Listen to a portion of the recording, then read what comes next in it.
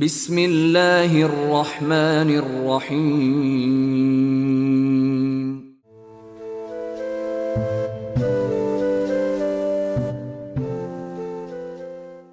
ام المومنین حضرت ام سلمہ رضی اللہ تعالی عنہ سے روایت ہے، انہوں نے فرمایا رسول اللہ صلی اللہ علیہ وآلہ وسلم نے ہمیں صدقہ کرنے کا حکم دیا۔ حضرت عبداللہ رضی اللہ تعالی عنہ کی زوجہ محترمہ حضرت زینب رضی اللہ عنہا نے عرض کیا، کیا میرے لیے یہ صدقہ کافی اور درست ہوگا کہ میں اپنے خاوند کو صدقہ دے دوں کیونکہ وہ نادار ہیں، اور اپنے یتیم بھتیجوں کو دے دوں،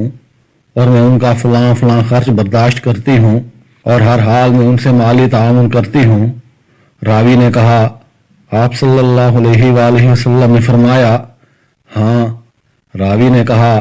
زینب رضی اللہ تعالی عنہا ہاتھوں سے کام کرنے والی ہنرمند خاتون تھی۔ حضرت عبداللہ بن عمر بن عاص رضی اللہ تعالی عنہما سے روایت ہے، انہوں نے فرمایا ایک آدمی نے نبی صلی اللہ علیہ وآلہ وسلم کی خدمت میں حاضر ہو کر عرض کیا، میرے پاس کچھ نہیں، گزارا نہیں ہوتا، نہ میرے پاس کوئی مال ہے، البتہ ایک یتیم میری کفالت میں ہے، اس کا مال ہے۔ رسول اللہ صلی اللہ علیہ وآلہ وسلم نے فرمایا، اپنے یتیم کے مال میں سے کھا لیا کر، لیکن فضول خرچی نہ کرنا اور اس کے مال سے مال نہ کمانا، اور غالباً یہ بھی فرمایا اس کے مال کے ذریعے سے اپنا مال نہ بچانا۔ حضرت ابو ہریرہ رضی اللہ تعالی عنہ سے روایت ہے، رسول اللہ صلی اللہ علیہ وآلہ وسلم نے فرمایا، اے اللہ، میں لوگوں کو دو کمزوروں، یتیم اور عورت کی حق تلفی کرنا تاکید کے ساتھ حرام ٹھہراتا ہوں۔ حضرت ثوبان رضی اللہ تعالی عنہ سے روایت ہے، نبی صلی اللہ علیہ وآلہ وسلم نے فرمایا،